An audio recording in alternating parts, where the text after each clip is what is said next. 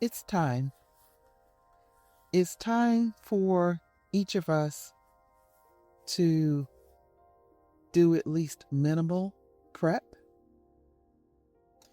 We don't have to go wild and crazy with it. It would be great for everyone to have their own bunker with, a year's worth of food stashed away, 3 years worth of clean, filtered water, all the things, but we don't have to go that far to get started. Right now, I'm really, really moved because there's a lot going on.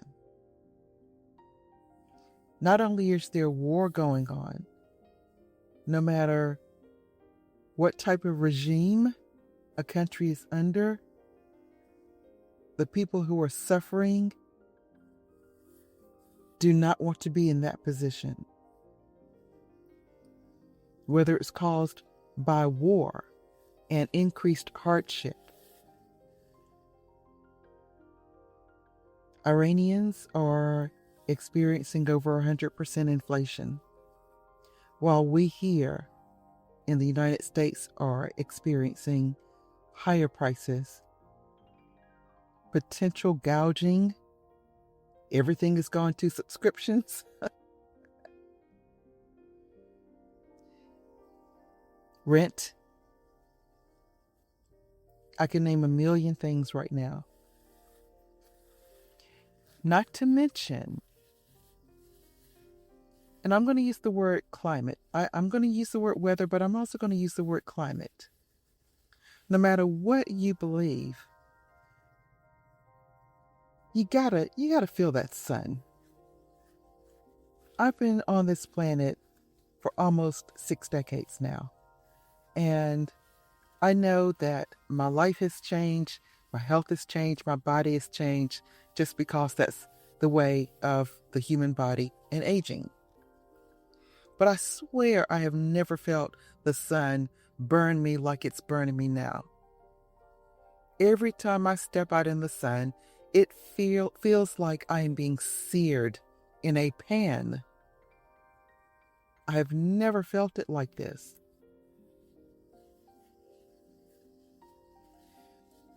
If it's not already there are storms, tropical or hurricane strength. Maybe it's at least tropical, headed towards Hawaii. There's something coming off the African coast right now that I believe is headed to the Caribbean. It could easily, as we've seen numbers of times, take a shift and head towards Florida. It could head towards the Gulf. It could head towards the East Coast. There have been storms across the Midwest that have brought devastation. People walking around in chest-high water, not knee-high, chest-high water lines near the roof line of people's homes. And one thing I learned, having been in a flood one time, which was about 4 to 4.5 feet, was that those things are no longer salvageable. I thought, okay, well, save the silverware, that's the surface. We can clean that. No.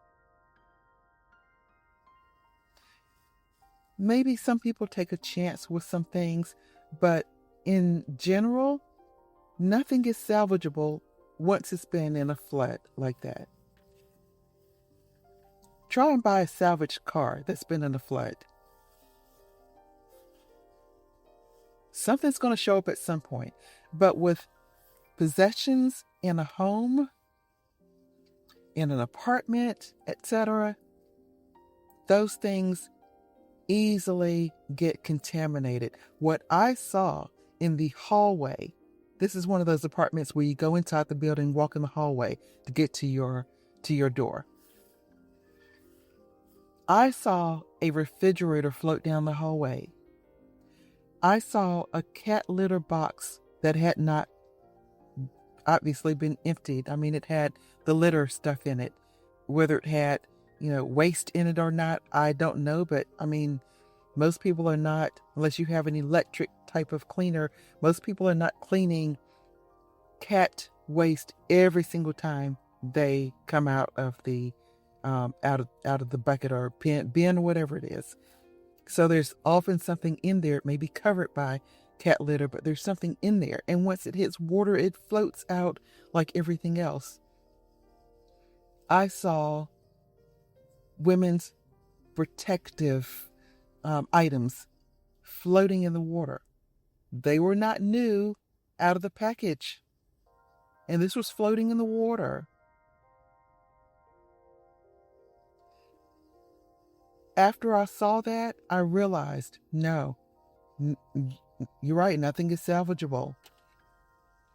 Thank goodness for Red Cross, who gave us vouchers so that we could eat for the next week, and gave us vouchers so that we could have housing in a hotel for the next week, and vouchers so that we could replace some items. But that was a few people in one apartment complex, not even in every building of the apartment complex. In the Midwest, I don't even know how many there are, but I saw a river that was raging, and it had not even crested yet a day after. As often happens, but obviously something had crested because those folks were flooded out. They say there are 3 rivers that they are watching to crest, and that there's more rain to come. They're going to get even more inches of rain on top of the flooding that's still there. I saw one man who said he was 70 years old. He lost everything and that he has to start over from scratch. How do you even do that? Do we have to be in this position? Are we getting the help that we need? Will we get the resources that we need? Will all those people get all that they need to restore their lives? I saw a story of a family who had to rush out of their home suddenly. And if I remember the story correctly, all that they could grab was stuffed animals for their children. That's all they could grab. Same for a lot of the people who were in the Palisades in California and many other places this has happened. I've never been in a wildfire, but it seems that wildfires, you know how you have the sign in your car side mirror that says objects and mirrors are closer than they appear? That seems to be what wildfires do. They look like they're creeping until they get closer and you see that they are leaping. And now you have to run. So for that, all of that, I'm here to talk about 2 things. And one is the news and staying informed. There are times I really feel overwhelmed with everything that's going on. And it seems the answer sometimes is to turn it all off and walk away from it. And I agree with that. I have taken a day here and there where I have separated myself from the news. The longest I've been was maybe 4 days or so, maybe last year, I think, without up-to-date news. Other than that, maybe a day at a time. And that's great. It is nice to have a reprieve because sometimes there's too much. You really have to curate whatever your source is. Whatever, if you're watching on YouTube, if you're getting news on Facebook, wherever it is, curate it highly and make sure it is personalized to your state of mind and your well-being. If you are watching YouTube videos from channels where every thumbnail has the word breaking. And every title of theirs starts with that red siren icon. Unsubscribe from them.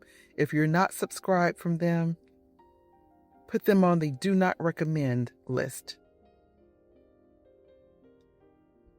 There's no need to raise your cortisol levels unnecessarily. Get news from reliable sources and watch 10-minute clips.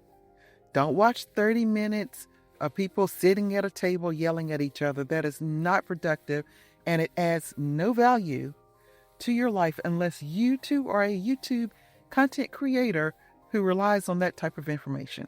Otherwise, shut it down. But the idea of separating completely from news, I don't think that is the best road for everyone to take. Some people may need to, I get it. But if you can possibly watch any news, it is important to stay informed.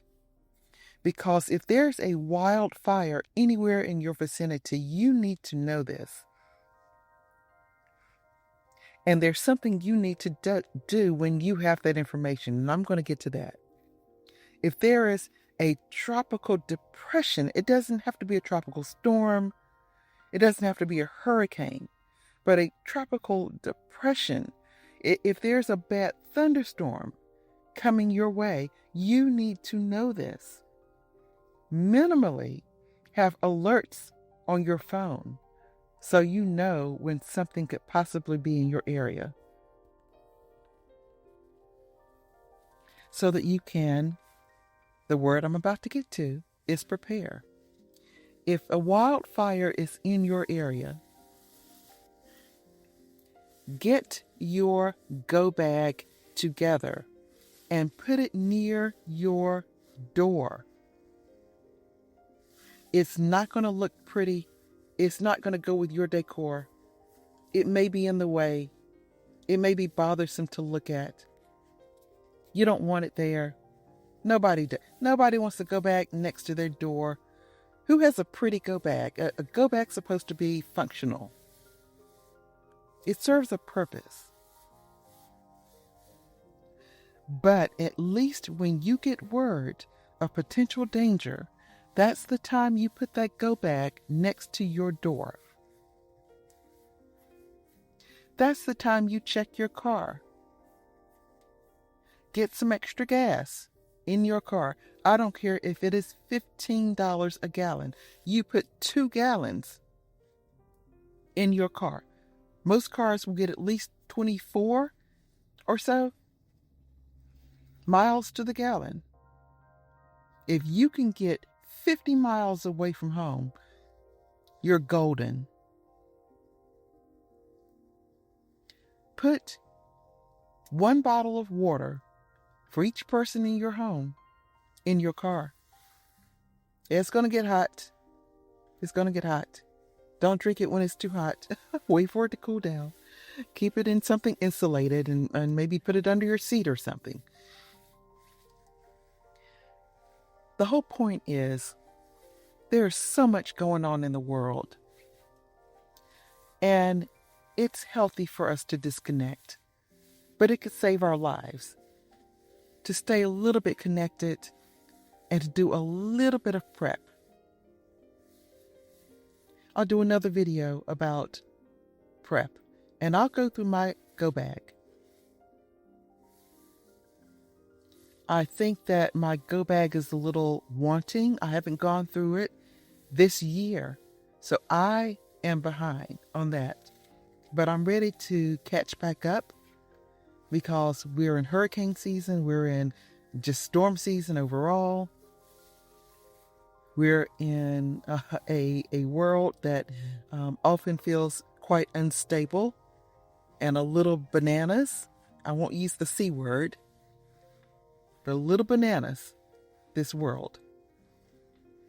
We could wake up and anything could be on the news. Anything at all. Yeah. So it would behoove us to do a few things that help to mitigate what would otherwise be the worst scenario for each of us. Stay well. We're going to make it through.